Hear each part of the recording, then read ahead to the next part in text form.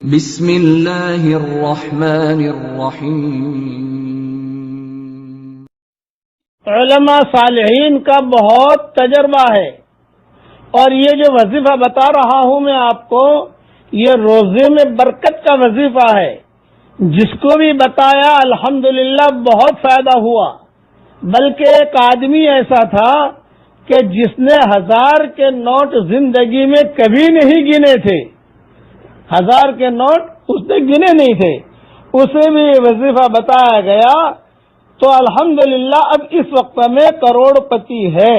تو 1000 روپیہ کبھی گنا ہی نہیں تھا اس نے، لیکن آج اللہ تعالیٰ نے خوب مال دیا۔ لوگ جو ہے بہت ہی پریشان ہے روزے کے سلسلے میں۔ میں ایک مختصر وظیفہ بتاتا ہوں جس پر عمل کرنے سے، لیکن یہ کوئی حدیث میں نہیں ہے، اس کا خاص خیال رکھنا۔ صالحین کا تجربہ ہے اور بہت ہی مجرب ہے۔ لیکن یہ وظیفہ کیا جاتا ہے فرض نماز کے بعد۔ اس کے لیے فرض نماز پڑھنا ضروری ہے۔ فرض نماز کے بعد 2 منٹ کا وظیفہ ہے، وہ کر لیجئے، اللہ تعالیٰ آپ کے روزے میں خوب برکت دے گا۔ نمبر 1، فرض نماز کے بعد یہ پڑھنا ہے۔ نمبر 2، 1 مرتبہ درود شریف پڑھ لیجئے۔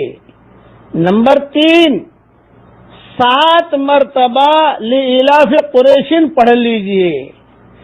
نمبر 4، پھر 1 مرتبہ درود شریف پڑھ لیجئے۔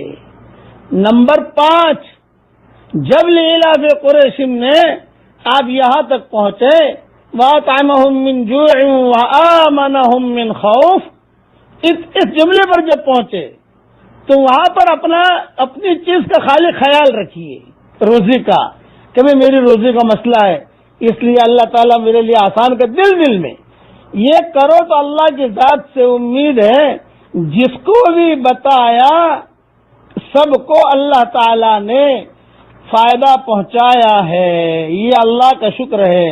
چونکہ بہت خبریں آتی ہیں، میں اس لیے یہ مختصر چیز بتا دی میں نے، لیکن شرط ہے اس میں فرض نماز کے بعد۔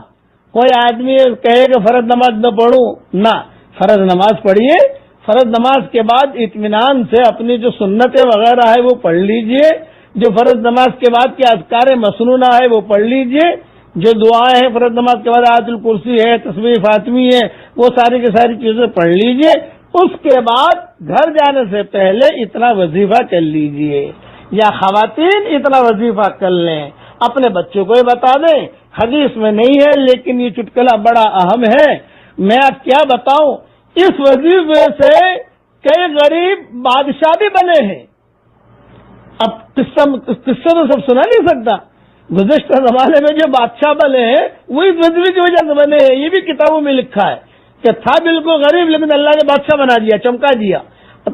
اس لیے لوگ بہت پریشان ہیں گھریلو سلسلے میں، روزے کے سلسلے میں۔ آپ گھبرائیے مت اور اللہ کے احکامات کو پورا کیجیے، باوضو رہنے کی کوشش کیجیے۔ یہ تو حدیث شریف میں آتا ہے کہ باوضو رہو تو روزے میں برکت ہوگی الحمدللہ۔ میں دعا کرتا ہوں کہ اللہ تعالیٰ سب کے لیے حلال مال و منال کے دروازے کو